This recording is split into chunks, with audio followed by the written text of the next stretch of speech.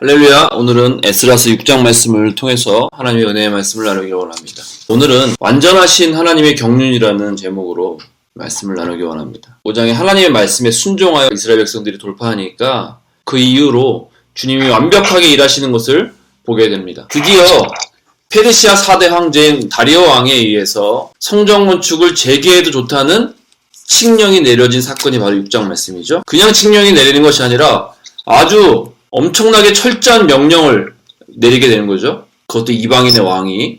그리고 성전 건축을 완공하고 봉헌한 이야기입니다. 그리고 성전 건축을 마치고 이어서 우연인지 하나님의 철저한 계획인지 6월절이 되어서 6월절 행사를 하게 된다는 것이 바로 6장의 내용입니다. 본문의 특징적인 내용이 무엇입니까? 1절부터 15절까지가 바로 다리오 왕이 유브라데 강 서쪽 총독이었던 총독들의 상소문을 보고 과연 그러한가 하여 왕궁의 문서들을 뒤져서 서류 창고에서 고레스 칙령을 발견하게 되죠. 그리고 이스라엘 백성들이 한 말이 사실임을 확인하고 다리오가 엄격한 명령을 내리게 되는 것입니다. 3절, 4절 말씀해 보니까 성전을 지을 때 이렇게 지어라 라고 정비를 다 왕실에 대라 라고 얘기하고 있고, 그리고 6절, 7절에 보니까 그 누구도 방해하지 말라, 성전 공사를 막지 말라 라고 얘기하고 있죠. 이 성전을 제자리에 건축하게 하라 얘기하고 있습니다. 그리고 8절부터 쭉 보니까 경비를 다 주라, 모자르지 않게 성전 건축이 완공할 수 있게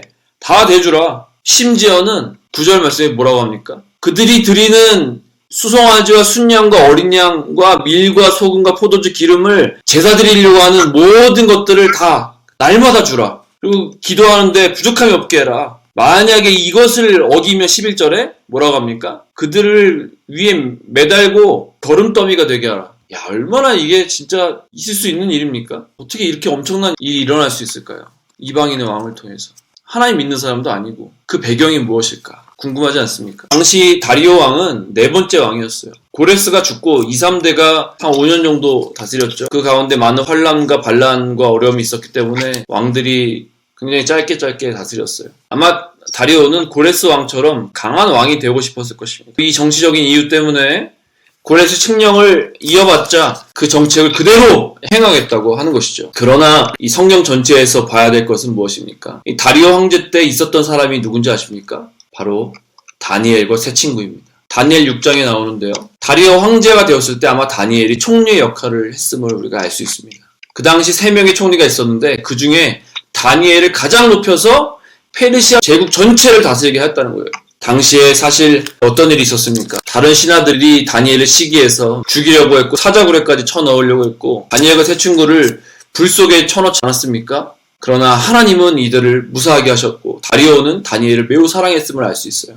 다리오가 뭐라고 합니까? 다니엘아, 내가 섬기는 하나님이 너를 사자굴에서 지켰느냐라고 털끝 하나 상하지 않고 완전히 무사한 것을 보고 더 다니엘을 신뢰하게 되고 다니엘을 죽이려고 했던 신하들을 다 처리하게 된 거죠. 다니엘이 유대인임을 알았고 약속의 신실하고 지혜가 넘치고 제국을 위해서 리더십을 얼마나 잘 섬기는지 알았기 때문에 아마도 다리오는 유대인에 대한 매우 좋은 생각을 가지고 있었을 거예요. 하나님은요, 하나님의 시대마다 이렇게 사람들을 세우시는 거예요. 사용하신다는 거예요. 다리오 왕 때는 다니엘이 있었지만 다음 왕인 아하수에르 왕 때는 누가 있었는지 아십니까?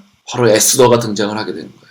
바로 이 다니엘과 세 친구 그리고 이 에스더처럼 죽으면 죽으리라고 하는 믿음이 있었기 때문에 하나님의 뜻이 성취될 수 있었다는 것입니다. 믿음은요, 역사적으로 언제나 승리하게 되는 거예요. 단순히 다리오가 좋은 왕이어서 그랬습니까? 아니라는 거예요. 하나님께서 철저하게 계획하시고 인도하셨다는 것입니다. 그리고 그 가운데에는 다니엘과 에스더처럼 정말 하나님의 뜻에 순종하고 목숨 걸고 나아갔던 믿음의 사람들이 있었다는 것을 우리가 기억해야 될 것입니다. 주님은 역사를 주관하십니다. 그리고 그것을 신뢰하는 사람은요, 복이 있다는 것입니다. 여러분, 이 역사로 인해서 16년 만에 중단된 성전 건사가 재개되고 포로로 잡혀간 지 90년 만에, 그리고 성전이 함락된 지 70년 만에, BC 586년에 성전이 무너졌으니까, 그리고 BC 516년에 다시 세워졌으니까 거의 70년 만에 성전이 다시 세워지게 된 것입니다. 하나님은요, 하나님의 사람을 찾고 계십니다. 지금도. 누가 내 말에 순종하는지, 누가 죽으면 죽으리라는 믿음으로 나아가는지 그 사람을 찾고 계십니다. 그 사람을 사용하셔서 역사를 이뤄나가신다는 것입니다. 그리고 16절부터 18절에 보니까 성전 건축에 봉헌 제사를 드리게 되죠. 얼마나 감사했을까요? 솔로몬의 성전과는 비교도 할 수 없지만 정말 이스라엘이 완전히 무너지지 않았습니까? 완전히 멸망하지 않았습니까? 그런데 70년 만에 성전이 다시 세워지는 것을 보고 얼마나 감격하며 눈물을 흘렸을까요? 그리고 나서 19절부터 22절에 6월절이 왔습니다. 우연인지 주님의 계획인지 알 수 없지만 중요한 사실은요, 무엇입니까? 6월절은요, 출애굽을 기념하는 날 아닙니까? 출애굽을 누가 하셨다고 하는 것입니까?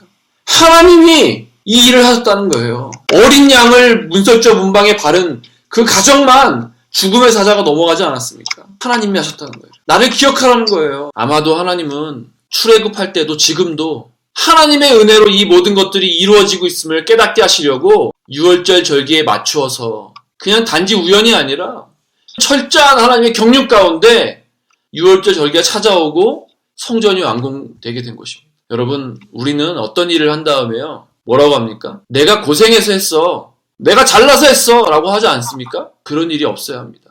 그런 교만함이 없어야 합니다. 오직 하나님의 은혜로 일이 이루어지고 있음을 알아야 된다는 것입니다. 철저하게 여러분, 내 교만을 꺾어야 합니다. 내 잘남을 내려놓아야 합니다. 그런 사람은요, 반드시 넘어지게 돼 있습니다. 오직 하나님의 열심으로 이 모든 것들이 이루어진다는 것입니다. 이것을 철저하게 기억해야 될 줄 믿습니다. 결론입니다.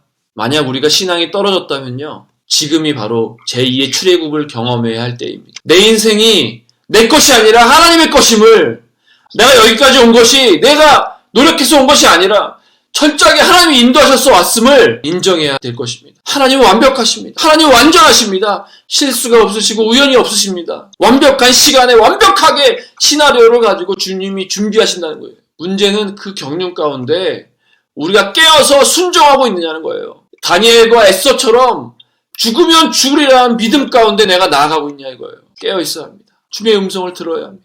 지금 이 세상을 움직이시는 분이 누구십니까? 하나님이십니다. 그리고 그 자리에서 우리는 충성하는 일을 감당해야 합니다. 지금 우리가 하는 일이 무엇입니까? 내 일입니까? 하나님의 일입니까? 여러분, 주님이 다 알고 계십니다. 주님 완벽하십니다. 주님 앞에 다 맡겨드립시다. 우리는 충성합시다. 이 말씀이 여러분과 저의 인생을 바꾸는, 평생 순종하며 주님 앞에 달려가는 우리 모두의 신실한 말씀 되기를 간절히 소망합니다. 감사합니다.